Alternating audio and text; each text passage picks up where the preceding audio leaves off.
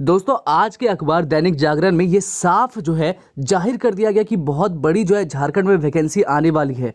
ठीक है, आएगी नौकरियों की बहार। क्या न्यूज़ है आइए पढ़ते हैं दोस्तों। ठीक है, जेपीएससी 7वीं सिविल सेवा परीक्षा प्रारंभिक परीक्षा की तिथि जो है घोषित है। 252 पदों पर ही होनी है नियुक्ति।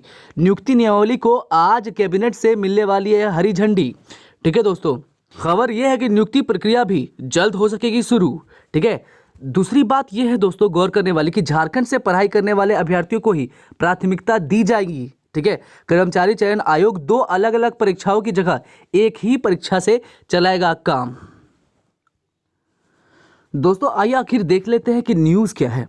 ठीक है दोस्तों, छठी जेपीएससी परीक्षा के परिणाम को लेकर चल रहे विवाद के बीच 7वीं संयुक्त सिविल प्रारंभिक परीक्षा की तिथि की घोषणा हो गई है। ठीक है, झारखंड लोक सेवा आयोग ने बुधवार को बताया है कि संभावित तिथि 12 सितंबर होगी दोस्तों।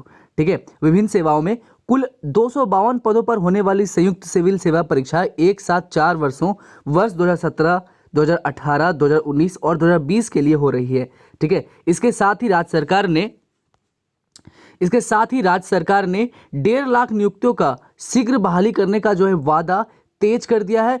इनमें काम जो है तेज कर दिया है। ध्यान रखेंगे दोस्तों कितने 1.5 लाख वैकेंसी है। ठीक है, मुख्यमंत्री हेमंत सोरेन ने इसकी घोषणा कर रखी है कि नौकरियों का रास्ता जो है अब साफ हो गया है। ठीक है, उसी को लेकर गुरुवार को कैबिनेट में नियुक्ति नियमावली को भी हरी झंडी दे जाने की तैयारी है।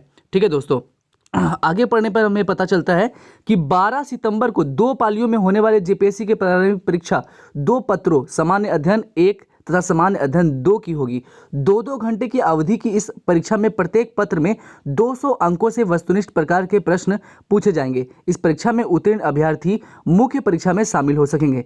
कुल पदों के लगभग 15 गुना अभ्यर्थियों का चयन इस परीक्षा के माध्यम से किया जाना है। दोस्तों मुख्य परीक्षा के लिए किया जाएगा। इस परीक्षा के संबंध में विस्तृत सूचना बाद में जारी की जाएगी। ठीक है, पहले यह परीक्षा इस साल 2 मई को होने वाली थी, लेकिन कोरोना के कारण यह स्थगित हो गई, पोस्टपोन्ड हो गई। ठीक है, आगे देख लेते हैं।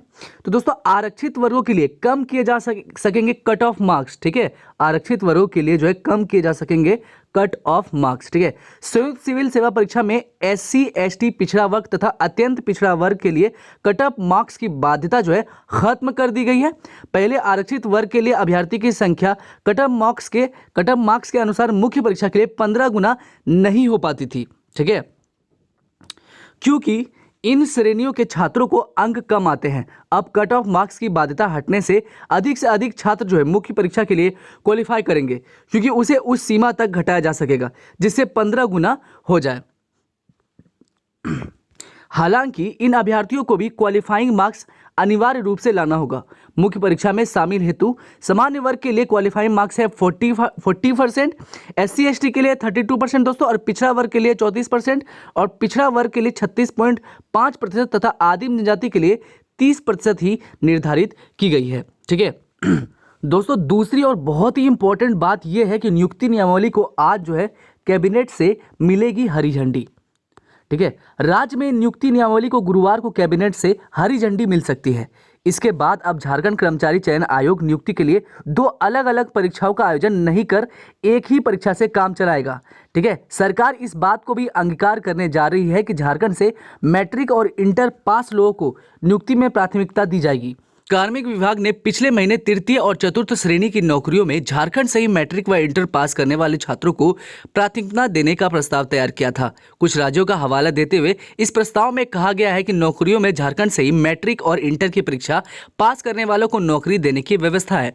ऐसे करने से झारखंड के युवाओं को अधिक से अधिक रोजगार देना संभव हो सकेगा।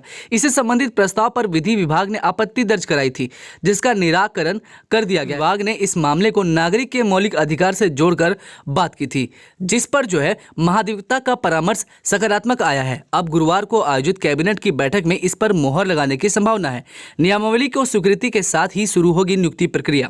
कैबिनेट से नियोजन नियमावली को स्वीकृति मिलने के साथ ही राज्य में नियुक्ति प्रक्रिया शुरू होने की बात कही जा रही है। इसके पूर्व झारखंड कर्मचारी चयन आयोग ने रिक्तियों से संबंधित तमाम विभागों के प्रस्तावों को वापस कर दिया है। स्पष्ट है कि अब नए सिरे से बहाली प्रक्रिया शुरू होगी।